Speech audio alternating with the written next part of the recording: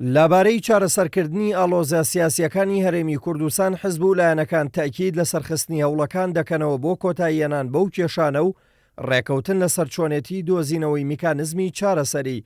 لەوبارەیەوە سعدی ئەحمەدپیران دامی مەکتەبی سیاسی یەکێتی نیشتیمانی ڕای دەگەیەنێت لە نزیکترین کاتدا جارێکی تر لەگەڵ پارتی دیموکرات کۆ دەبنەوە و میکانزمی چارەسەری کێشەکان دەستنیشان دەکەن.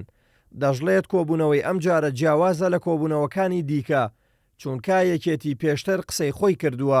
کۆبوونەوەانە بەرهەمی پرۆسەیەکن کە 60 ڕۆژێک دەبی دەستی پێ کردووە خولی یەکەم لەگە هەموو لایەنەکان و ئێستا کە باز لەسەر ئەوە دەکرێت لە کۆبوونەوەی ڕابردوودا عنوانی کێشەکانمان دەستنیشان کرد لەو کۆبوونەوەدا تەفسیلاتی زیاتر و ئەوە بۆی بتوانین بگەینە بەرنمەیەکی هاوبەش لەگەڵ لایەنەکانی تر قسەی لەسەر بکەین. ئەوەی پەیوەندی بە ئێمەوەیە پێم وایە کاتی ئەوە هاتووە ئێمە هەموو لایەکمان ڕێککەوین، چونکە شەڕی داعش بەرەو کۆتایی دەڕوا و ئێمە دوو هەدەفی سەرەکیمان هەیە، یەکێکیان وشکردنەوەی سەرچاوە فکری و مادیەکانی داعش، دووەمیان لە ئەگەری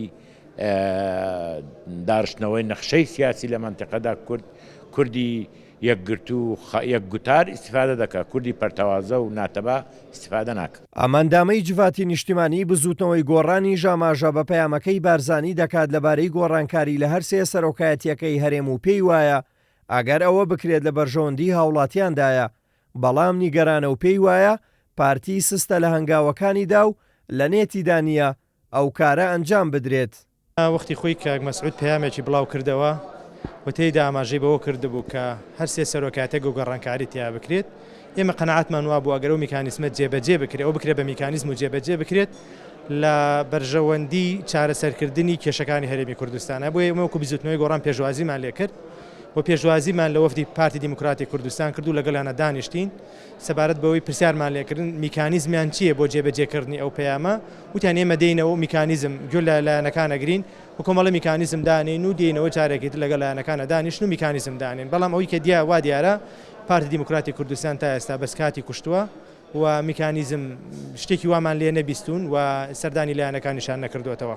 لەبەرەوە ئەگەر جێبەجێکردنی ئەوەی کە هەر سێ سەرۆکایەتەکە گۆڕانکاری تیا بکرێت، ئێمە وەکو بزوتنەوەی گۆڕان بەڵێ قەنەعەتمان وایە لە بەرژەوەندی خەڵکی کوردستان و لە بەرژەوەندی چارەسەرکردنی کێشەکانە. بزوتنەوەی گۆڕان بە هیچ جۆرێک قبوڵی ئەوە ناکات کە بەس تەنها گۆڕانکاری لە دەستەی سەرۆکایەتی پەرلەمانە بکرێت، چونکە ئەوەی کە سەرچاوی کێشەکەیە دەستەی سەرۆکایەتی پەرلەمان نییە، بەڵکو بریتیە لە کێشەی سەرۆکایەتی هەرێم، ئەبێ کێشەکە لێەوە چارەسەر بکرێت.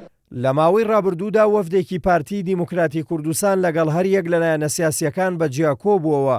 ئەگەرچی کۆبوونەوەکان جامی ئەوتۆی نەبوو، بەڵام بڕیارە لە نزیکترین کاتدا جارێکی تر کۆبوونەوە دەست پێ بکاتەوە و یەکێتی نیشتیمانیش سوورە لەسەرەوەی کە دەبێت هەرچی زووە ڕێکەوتن لە نێوان لایەنەکان ئەنجام بدرێت و کورد نێوماڵی خۆی ڕێک بخاتەوە.